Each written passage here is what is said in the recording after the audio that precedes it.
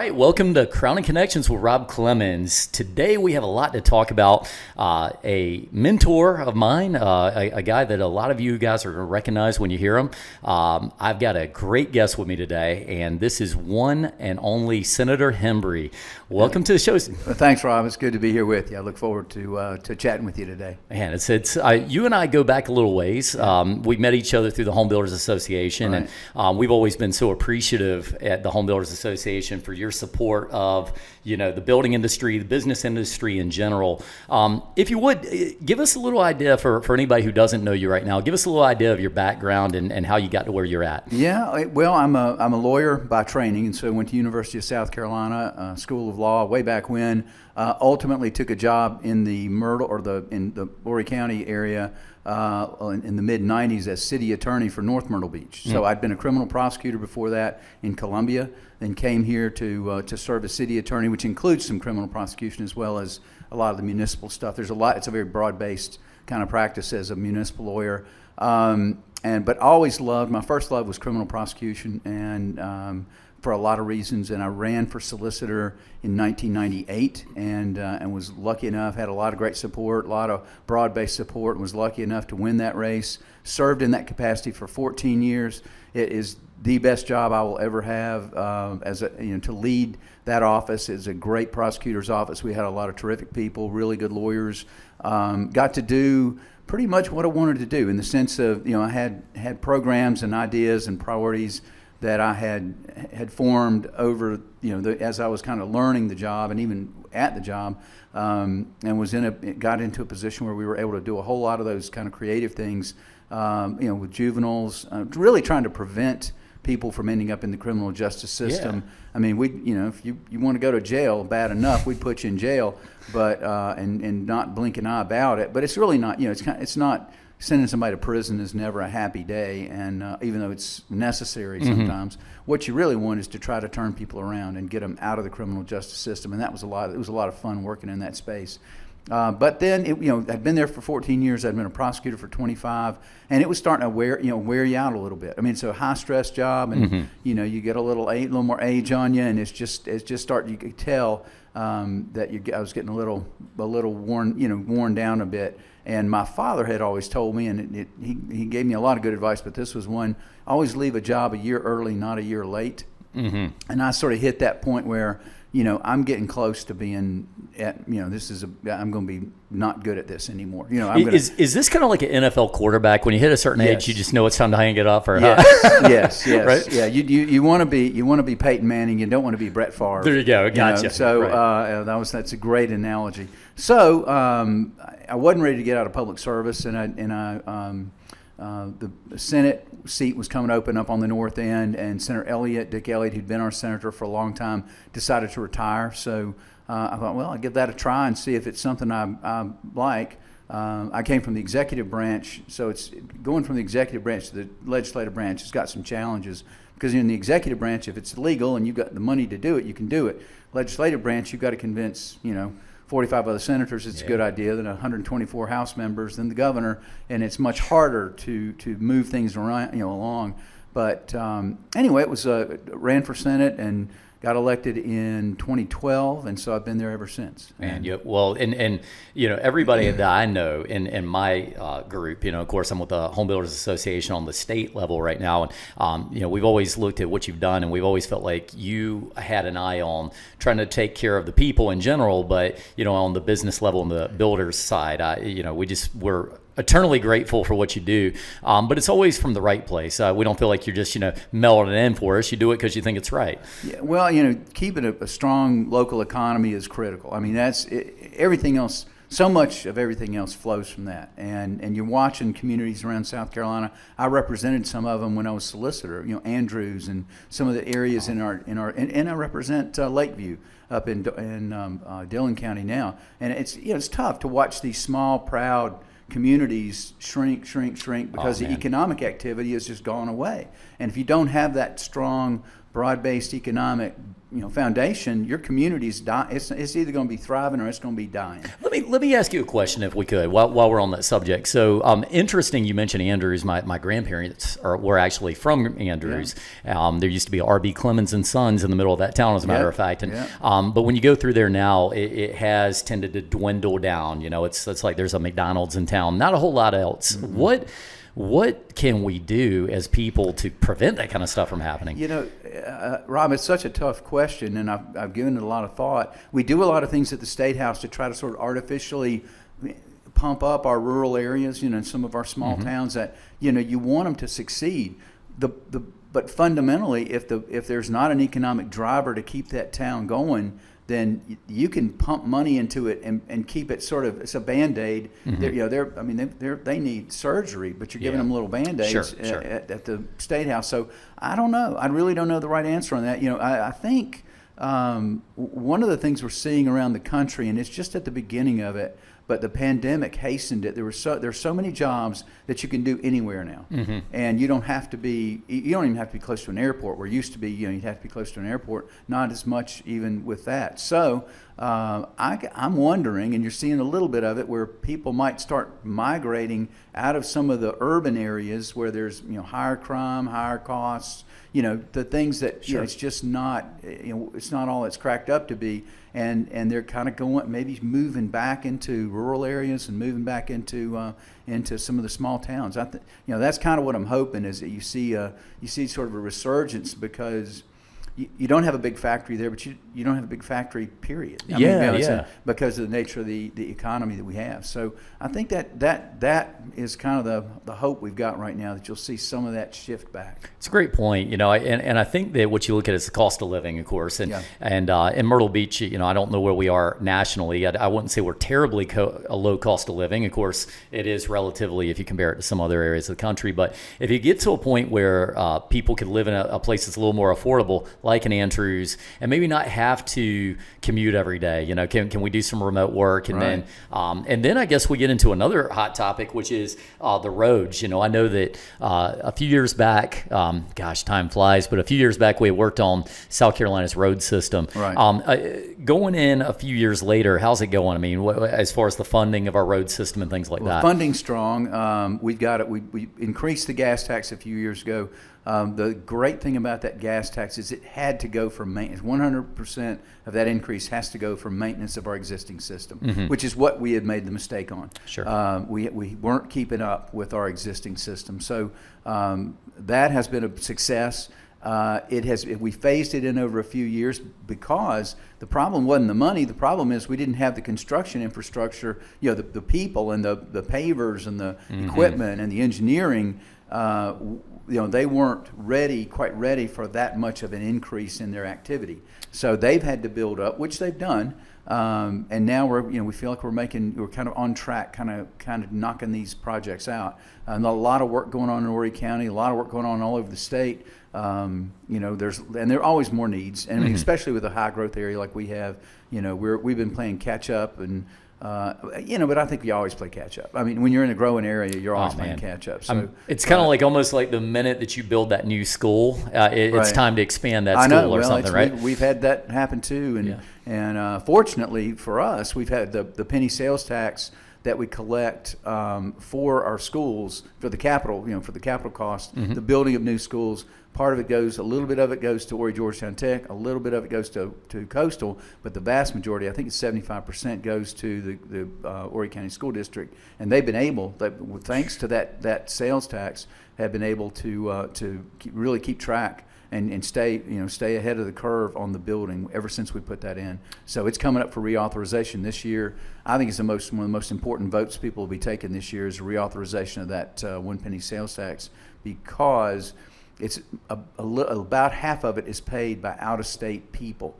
So when you've got folks from Ohio and New Jersey paying for our schools, that is a good way to fund your schools. Absolutely. I mean, the alternative is to raise property taxes drastically, and nobody wants it. Nobody's really into that. Nobody wants it. Has anybody ever said to you, can you just raise property taxes? Please raise property. No, I have not. It'll be like the Twilight Zone when that happens, right? No. You're looking for hidden cameras with people laughing later, right? So as far as, and I want to get back to some of that stuff. Let me go back to something you piqued my interest a little bit ago. So talk about the prosecution side.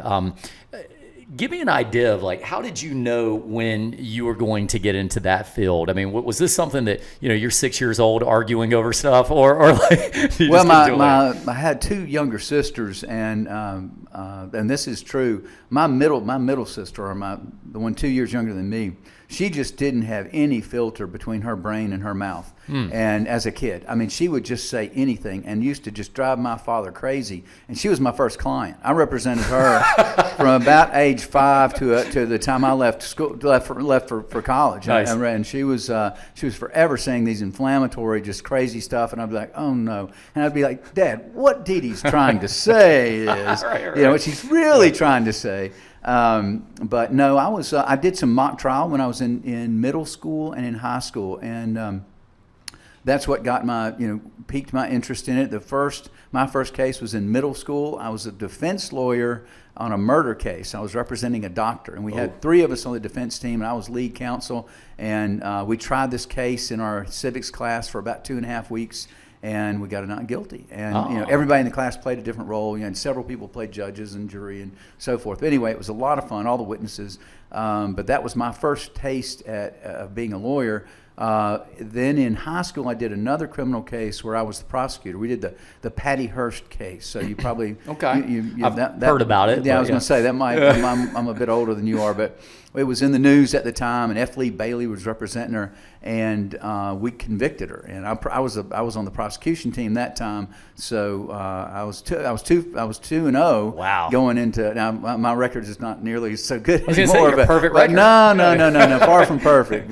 But won my share, I guess. But that got me initially interested, and then went to law school. Sort of drifted a little bit away, and then an opening came up in the Columbia prosecutor's office. And a friend of mine called me about it and said, "Didn't you always kind of had an interest in this?" I went, "Well, maybe so. Let me try it out." And it all worked out, and it was the best decision I ever made, other than my wife. Oh, yeah, that's number one. Best professional. Right. Fair enough. It was there. From your perspective, I know that you have like armchair quarterbacks that watch football games. We're going to go back to this. Have you ever been watching maybe a case on TV or something? You're like, oh, why didn't he say this? Yeah, like watching court TV and things like that. Whatever. Maybe the thing that I was always careful about, because you don't know when you're watching somebody else try a case, you don't know what they know, and unless I know what I've read that file myself. I've looked at every piece of evidence myself. I've talked and prepared those witnesses myself. Yeah. There might be a reason why that lawyer says no questions, because instead I'm like, wow, they should ask him this, but there may be a reason that I don't know, and so I'm really careful about judging other lawyers' work. My lawyers that were working for me, I'd watch them and critique them all the time. Oh, of course, yeah. But as far as watching on television, it's not really the same. Now, you watch movies and you see them do these things that you could never do in real life. Oh, of course. That makes me crazy. You can't do that. Give me a wildly inaccurate movie. Just do you have one that you're like, oh, that would never happen? I can't. Some of the Grisham, some of the Grisham stuff is it's fun to watch, or it's fun to read. They're fun to read, but you go, no, you can't do that. I would kind of like maybe compare it to a Rocky boxing movie. Right. Have you ever watched Rocky and you're like, okay, the guy doesn't ever put his gloves up. He's just going to get just let well away on your face for a while. It'll be fine. No, it wouldn't last very long. Right. Okay. Maybe it'd be over in 30 seconds. The fight would be over in about 30 seconds the way they do it. Yeah, right, exactly.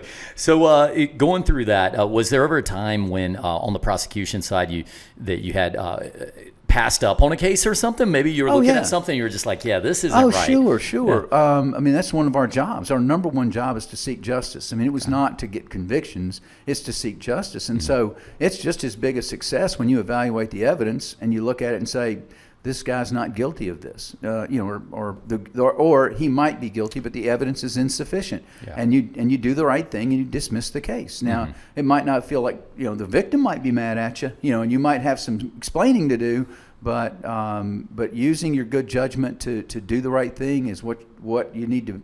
I mean, that's what I was hiring lawyers for. I used to tell them all the time, I want you to use your discretion and your judgment. Do the homework. You know, you need to do your due diligence. But once you've reached that point, if you reach that point that there's a reason to dismiss it, dismiss it. That's fine. I'm not going to criticize you. But you better be able to, to explain it. I mean, I used to tell them, as long as you could go out in front of the courthouse with all the TV cameras rolling and explain to the press why you dismissed this, kidnapping case, then you're going to be fine with me. And, I mean, I bet you got a lot of practice of that with your mom and dad back in the day too. Again, you're like, well, now let me tell you what had happened. Yeah. It was, I don't know if it was more. It was more, I don't know. I felt like my dad was more of a judge than a reporter. There you go. Yeah, it was more that way. Absolutely. Well, so Greg, I know. Can I call you Greg? I feel like I should. Yes. All right. Yeah, okay. Rob. We know each other. So one of the things from one of the first times I met you, I knew that we kind of had a couple of things in common there, and you always talked about biking. We talked about biking, running. How important is this part of your life? Because I know I keep seeing it coming back and cycling around. I mean, what is it to you that means so much to you about kind of staying in that physical fitness circuit? Well, it's I've got some heart disease in my family. It's been there a long time, so I've always been a little bit wary of that, and started running along years and years ago, and it's just something that I do now. It's just part of what I do. And I feel better when I do it. I mean, it's kind of obvious, but I mean, it's kind of like, oh, really? But when you do it steadily and try not to overdo it. But I was a runner, then I switched to triathlon. I'm still doing those.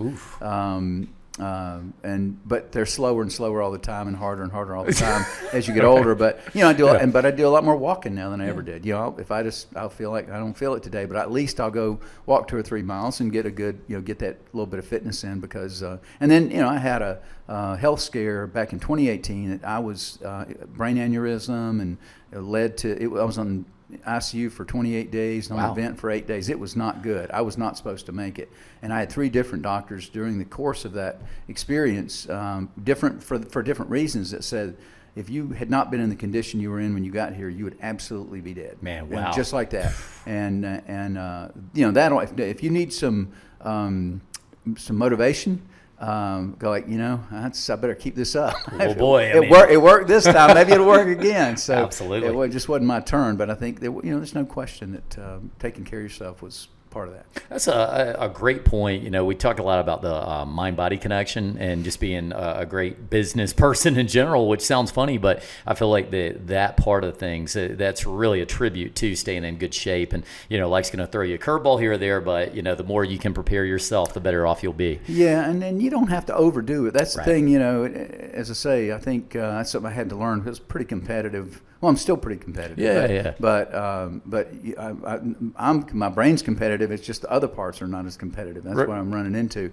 But just to keep moving, some all the time, a little bit all the time, can make such a difference with people. And they don't have to be, Superman. They don't have to be Tom Brady. They don't have to be, Iron Man, triathletes. Or a triathlon. No, they don't have to do it. They don't have to run. Just get up and walk around. Just get up and keep moving. So I'd agree with that. I think that's like the first thing, if you can just commit to, a lot of people make this mistake. They go in, like the juggernaut, trying to just do everything on 1 week. But really, if you can commit to that 10 minutes a day, can you do that? Yeah. And then from there, sometimes you say, hey, this 10 minutes felt okay. Let's do another 10, and that's how it goes. So, and then you get right where you want to be. Yeah, very cool, very cool. So as far as yourself, do you have anybody that in life was you consider a mentor, somebody that that inspired you to kind of be the best you could be, or get in this line, or anything else? Well, no question, my dad would be the man in my life that was had the greatest influence on my life. There's no two ways around it. And he was, he wasn't perfect, but he was really, really involved and cared, and gave me provided a really good example for me as a young man, and about how to treat a wife, about how to treat children, and how to approach those things. He gave me a great example, and that's just a blessing that you can't, it's just, you're just lucky to get it. You're really just lucky to get it. But yeah, but since then, I never really had somebody I would call a mentor, a pure, somebody that I kind of had something that I could go to.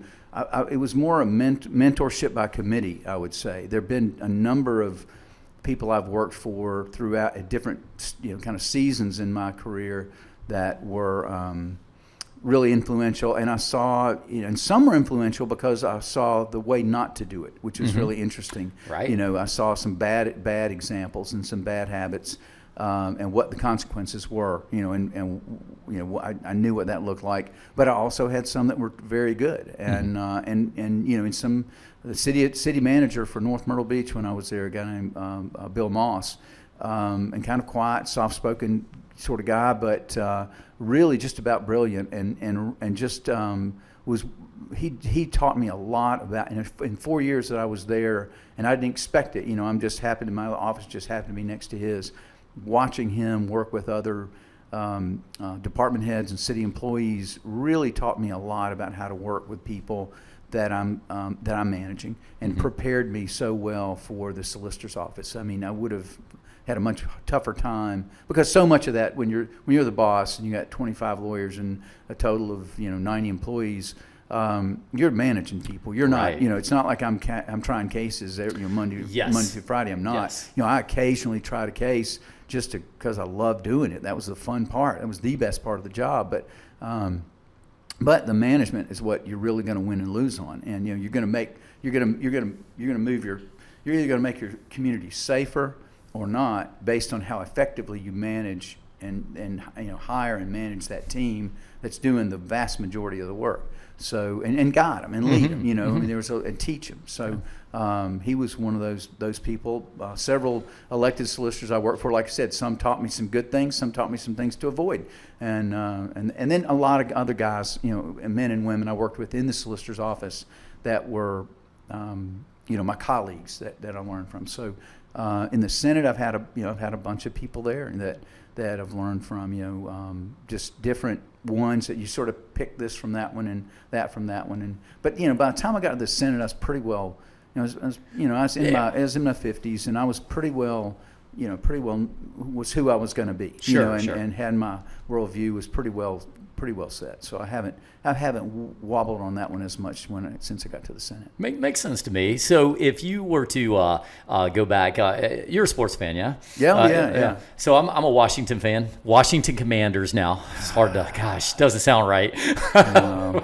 But we'll move by that little stuff. Skip that. Yeah, that's just a tough one. But Joe Gibbs, when he was retiring the first time, Greg Williams was his defensive coordinator, and he said something that always stuck with me, and I think it's a great management principle. But they said, Greg, why are you so good with the defense? And at the time, they were thinking about making him the head coach. And he said, look, he goes, honestly, anybody can write X's and O's on a board and come up with, fantastic schemes and ideas. But he said, but it's the people relations that are what make me a good coach. And he said, just understanding the guys and how to motivate them and things. So that's one that always stuck with me is that, you start first and foremost with understand your people.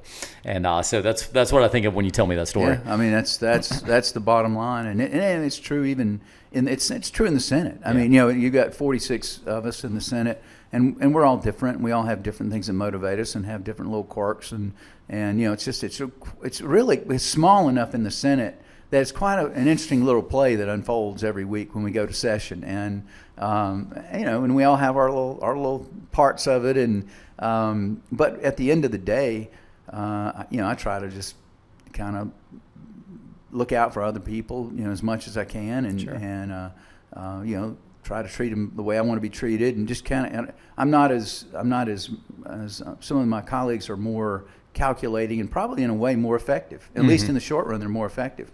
And I don't really play it that way. I just kind of treat people the way I want to be treated, and it, sometimes it works out. I think sometimes they think, well, you're nice, you won't care if I vote against you on this one, but it's okay, it's all right. In the long run, it's okay. In the long run, one thing that you told me before, I was asking, and again, this is one of the first times we met. I said, how do you? So being in the situation you're in, people probably expect you to know a little bit about everything. And I'm guessing in some way you do, but how do you get to a point where you're able to, really be a subject matter expert on so many things, or do you kind of hone down into certain things? Yeah, you gotta sort of, to be an expert, you really can only be an expert on a few things. So I spend a lot of time on public safety because that's my background as a prosecutor, and I do have a bigger knowledge base than most people there. You put 25 years into it, you ought to remember a few things. I have become chairman of the Senate Education Committee about, I guess this is my third year. And I've had to learn that. It was not my area of expertise, but I've had to become an expert in that field. And it's so vast, and it's so broad, and it's so complicated, so many different interest groups that I'll never, ever, ever, I could do it for 50 years and I'll never figure it all out. I mean, it's just one of those things, you're learning something all the time. Yeah. So that's my second area. And then the area of ethics is my third area that I really like to spend time in. I just feel real strongly about it, and it's sort of first cousin to being a prosecutor. You know, you're writing rules to regulate other people's activity, and ethics for elected officials and public officials. So I spend a lot of time working in that field. But otherwise, when it gets to the creel limit on glass eels, I'm probably going to be looking to somebody else to tell me what to do on that. You're telling me that's not your subject, because I had a whole thing on that we were going to go into. Glass eels, I know. I remember that old glass eel conversation. No, no, it wouldn't. Yeah, it would. You just can't. It's because we literally it's a crazy place in that respect, because particularly we get on the calendar and during a regular session, a normal session, like we'll be tomorrow, and we'll go from a bill on the Foster Care Review Board that'll be complicated to disposal of low-level nuclear waste, and then just like that. Wow. And it's not, you don't have a lot of, okay, now we're going to explain.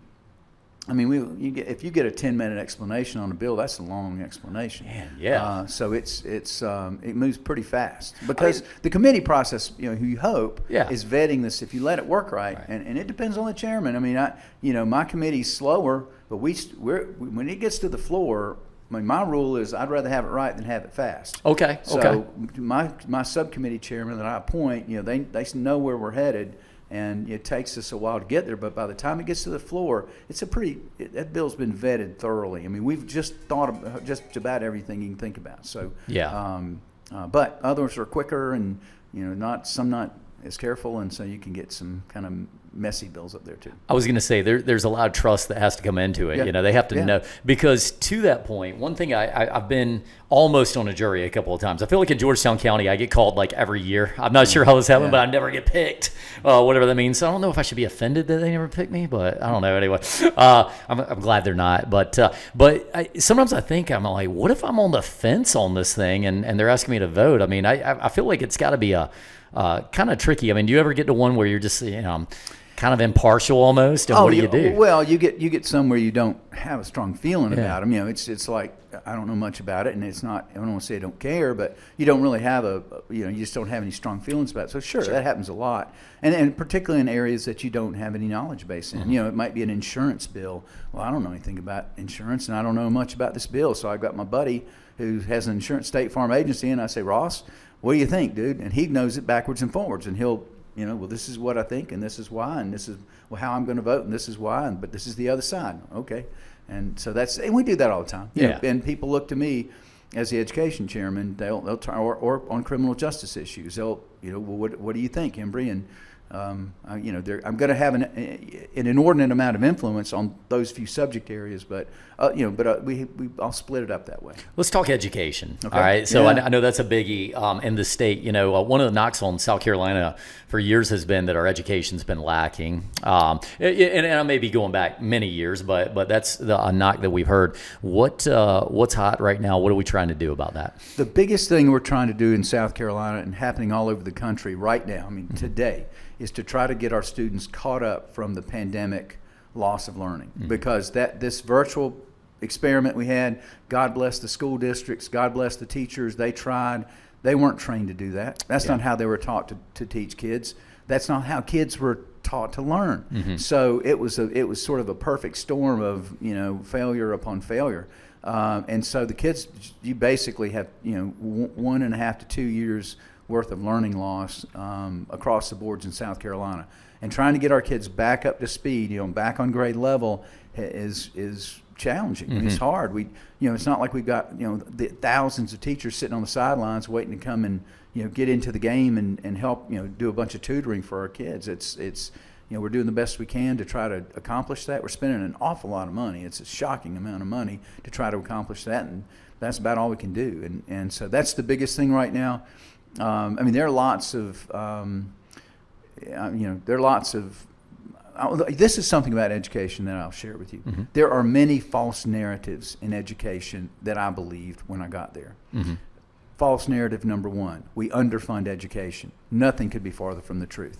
We're funding education in South Carolina right now at nearly $16,000, $15,500. I'll be conservative. $15,500. We're at over $15,500 per pupil per year. Wow. On average. Okay. On average, statewide average. Sure. So, you think about educating 20 kindergartners, and that's over $300,000 to educate, 20 kindergartners. Well, where's all the money going? I mean, you're paying a teacher with benefits maybe 90, so that leaves $210,000 going somewhere. And it's a lot of, that's one false narrative. Another is that we've got a teacher shortage crisis. Good heavens, I read that in the paper. It feels like every day. We have a recruitment and retention problem. I mean, it's an issue that we have to stay on top of all the time and be creative with all the time. But we're basically filling all of our teaching positions that are open. So I'm glad you're telling us that, because I do think I've heard that. Yeah, you do. Well, that's what I'm saying. There are a lot of these things out there that I don't know. I was a parent. I heard these things too. I read the paper. I thought, oh gosh, this must be the reason for all the problems, and it's not. I can't tell you. If I could tell you, okay, there's the problem right there, then I would be I wouldn't be on this. I'd have my own podcast I'd be doing. Everybody in education in the world would be listening to it. And let me make a quick segue. God bless our teachers. Yeah, I swear. I mean, it's hard job. My gosh, it's one of those few jobs. I was like, you could probably give me a lot of jobs, but being a teacher, man, it's a very hard job. I did a substitute day. I served as a substitute a couple years ago, just to I'm chairing education, just to kind of check it out. You got to get your hands dirty. Yeah, right. Sure, get in there and give it a shot. And it was a middle school social studies class, and it was a good day. It was fun. Okay. But I knew I was only doing it one day. Right. If I had to do that every single day, boy, because it's physically demanding. Yeah. And then at the end of the day, it was a spring day, and they'd been playing a little bit outside, and got to last class, like last period, and I was like, what is that smell? What is that smell I smell? Wait a minute. That smells like my middle school class. And it's I'm telling you, there's a lot that's changed, but the smell of a bunch of middle schoolers at the end of the school day on a warm-ish spring day is the same in 1972, 73 as it is in 2022. God bless America, man. We have our standards. Yeah. And middle schoolers never change. But you're right. I mean, the teachers are they're public servants. I mean, they're almost doing mission work. And I'm going to tell you too, my respect level for you just went up a lot, because if you told me I was going to do a substitute for a day and you gave me middle schoolers, I'd be like, no. Well, you throw me some kindergartners here, buddy. Listen, I've talked to a lot of schools, classes over the years for different things, and the most frightening I ever had was a kindergarten class. That was the scariest. Whoa, high schoolers were a piece of cake. Yeah. Middle schoolers a little more challenging. Little bitty kids, what are you going to talk to them about? When I'm a criminal prosecutor, don't mess up. I'll put you in jail. Right. But, a little kid in the back crying. You're not equipped for that. They're so funny. You're just they're like, do you have any questions? The hand goes up, and and they go, do you have a dog? I do have a dog. It's the hard hitting questions that they're going to throw. And then they at you. tell you about their dog. It goes. But it was little kids are hard, man. They're harder to talk to. That's awesome. That's awesome. Good experience though. It sounds like, right? Yeah. Cool. For this legislative season, which is just starting up, I'm going to call it a season. I don't know if that's okay, but session. Let's call it a session. There you go. Like the actual terminology. You'll see I tie everything back to sports, Greg. This is what I do. It's always going to be seasons and quarters and all this.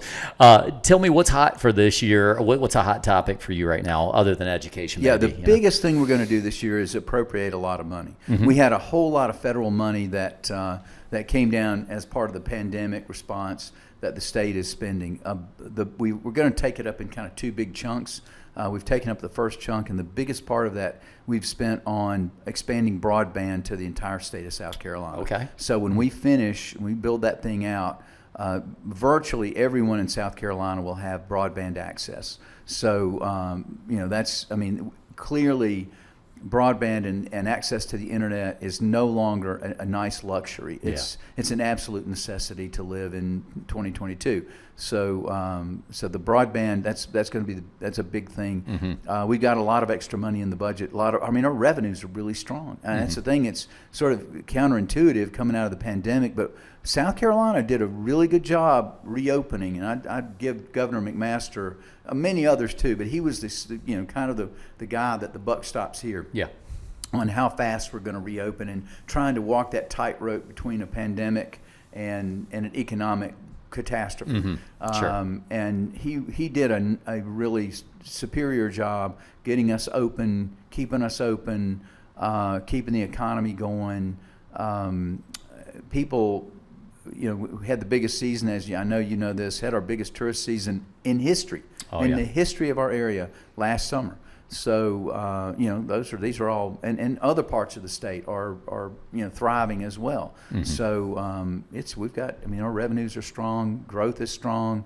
I want to jump in and tell you, we were grateful in the building industry to Governor McMaster for the way he went through this process, because we had a lot of people here. We're human beings. We're working, living every single day, and to be able to go out and provide a service to people that needed a service at a time. You need a new roof. You need a new roof. You can't wait. So to be able to give us the ability to stay open and doing what we had to do, I think it showed a good understanding of the business community and what needed to be done to drive the state's revenue as well. So I thought that was well handled by him. Just as far as it goes, so you got this money, it's coming in, trying to figure out what else to do with it. Security, is there anything on a safety level that you're seeing? Not too much. Yeah. What a lot of the stories we see from a public safety standpoint are national stories. Right. They're coming from places that are not South Carolina. I'm not saying we don't have. We've got our own issues too. We're seeing some increase in violent activity as well, and there's some steps we need to take in our state to address that, but it's not near the issue that it is in some other cities. Getting our courts back open was the biggest part of that. Our courts were closed, and that led to, if you can't dispose of the cases, you got to let people out of jail. Well, these aren't, some of these folks are they're not going to go, oh, I figured it out now. That you let them out and go, good, I'm going to go do it again. They're not holding anybody anymore. So they go back to misbehavior. But there's some things to tweak. But until I don't think we're quite. It's not quite among South Carolina voters. I don't think they feel it quite yet that we have to do something sort of dramatic in the criminal justice system. It's a good thing then, if there's not the perception that there's a major problem, why? And this is one I've always been curious on, and you may or may not, have a firm answer on this, but, I've lived in some places. My father was Air Force, so we lived in a place, we lived in Arkansas for a while, and you always hear about Arkansas. North Little Rock? Not North Little Rock, believe it or not. We were in Blytheville, Arkansas. You ever heard of that? Well, my mom grew up in Camden, so okay. So I know a little bit about Arkansas. Let me tell you, Blytheville, you ever want some fun, go out to Blytheville sometime. It sounds just as good as it is, right? But by the way, lovely place, okay? But so here's my thing. You would hear about Little Rock, and you hear about gangs in Little Rock. Right. You hear about gangs in Los Angeles or places like this, but why, what is it that forms these pockets of activity with gangs? From your experience, is there any one thing that contributes to that? Well, poverty's part of it. Yeah. I think drug activity is a big part of it. That's sort of the economic driver behind it is typically drug activity. We have gangs in Horry County. There are gangs all throughout South Carolina now. It's nothing like Los Angeles or Chicago or some of the other big cities, but there are. It's real. They're real gangs. They're generally they're small. They might be sort of an affiliate of Crips or Bloods or something. They sort of identify with them, but they're really just local guys that have gotten together and they're selling illegal drugs in a certain part of Horry County. So that's typically what you're seeing. But it's poverty, it's lack of education, and it's lack of a lot of times just being able to see when the most popular or the most successful guy in the neighborhood is a drug dealer down on the corner. Yeah. And that's a heck of an example, you know, to the kids. And so I think they're, you know, breaking them out of that cycle is hard to do. But it's kind of the human condition. You know, it's trying. You're really talking about issues that have been around in one form or another for thousands of years. Gosh, And I don't know how. I mean, there are things you can do that work better than others.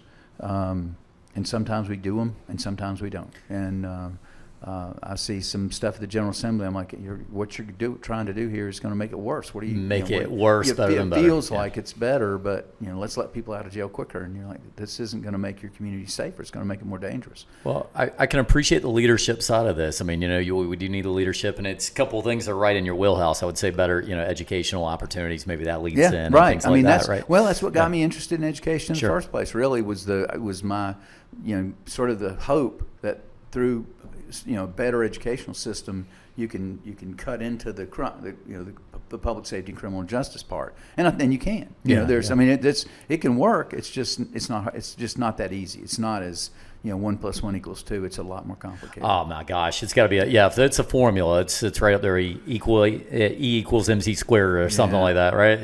I've said it 100 times. Roads are the easiest thing in the world. Mm-hmm.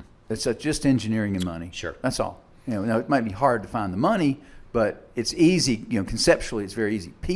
Trying to fix people, it's almost impossible. Yeah. I mean, you can't. The government is not a good parent. Right. To try to fix people is to call upon the government to fix people is really kind of an impossible task. Makes sense. So I got one more as we get towards the back end of the show here. I-73, support or no? Where are you at with that? Oh, absolutely. I'm a strong supporter of I-73. There are a lot of good reasons to do it. My number one reason, and among many good reasons, but my number one reason is diversifying our economy. We're going to remain a tourist and I'll call it retirement economy, because they're a little bit different.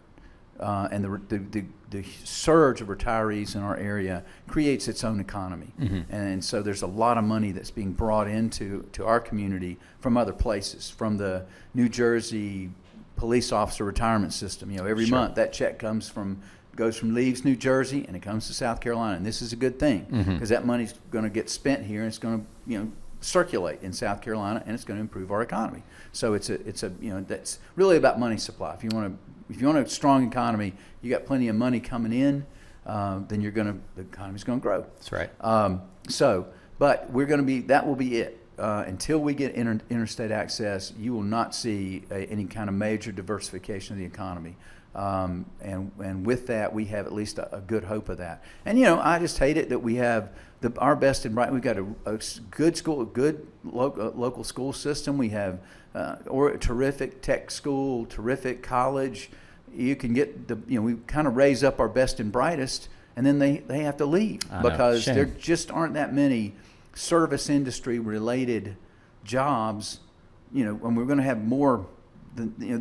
Those jobs are not necessarily your high level thinkers. I mean, a lot of those. You might be a high level thinker, but it doesn't require that. It may not require that in the service industry. So we don't provide the opportunities for for the ones that we raise here, and that's a shame. That's just a shame. And if that's good enough for you, I mean, it's for somebody might say, well, that's good enough for me. Well, okay, but it's not good enough for me. I'm not willing to accept that. I think we can do better. Yeah. I was a Coastal Carolina grad. I'll put Coastal Carolina University's business school up against anybody's. I agree. Yeah. HGTC, as far as technical schools, I'll put that up against anybody. So we do have the right schooling in this area, and we need to keep some of these people, because I'm with you. I have a lot of friends who have gone off to other places. We need to keep them here in Horry and Georgetown counties. Yeah, awesome.